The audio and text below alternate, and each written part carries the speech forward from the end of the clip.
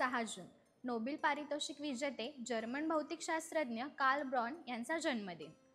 नमस्कार, मी वैष्णवी आणि तुम्ही पाहत आहात कलाकार दिनविशेष पावर्ड बाय GoPrac.com। कार्ल ब्रॉन यांचा जन्म 6 जून 1850 रोजी फ्लुदा येथे झाला। 1868 मध्ये त्यांनी मार्बर्ग विद्यापीठात भौतिकशास्त्र, रसायनशास्त्र आणि गणिताचा अभ्यास सुरू केला।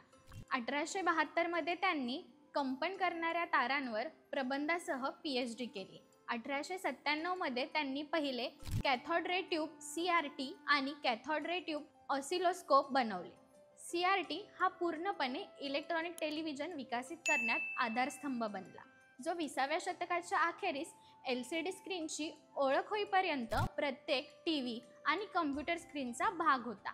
रेडिओच्या विकासादरम्यान 1898 साली डॉक्टर ब्रॉन यांचे संपूर्ण लक्ष वायरलेस टेलिग्राफीवर केंद्रित झाले आणि त्यानंतर अनेक वर्ष त्यांनी जवळजवळ केवळ त्याच्या समस्या सोडवण्याच्या कामात स्वतःला झोकून दिले। डॉक्टर ब्रॉन यांनी वायरलेस विषयांवर विस्तृतपणे लिहिले, त्याचबरोबर इलेक्ट्रिशियन आणि इतर सायंटिफिक जर्नल्समध्ये त्यांच्या अनेक योगदानांमुळे ते प्रसिद्ध होते। डॉक्टर ब्रॉन यांनी 1905 मध्ये फेज्ड अरे अँटेनाचा शोध लावला।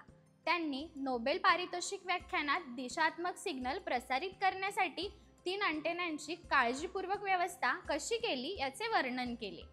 या शोधामुळे रडार, स्मार्ट अँटेना आणि MIMOचा विकास झाला।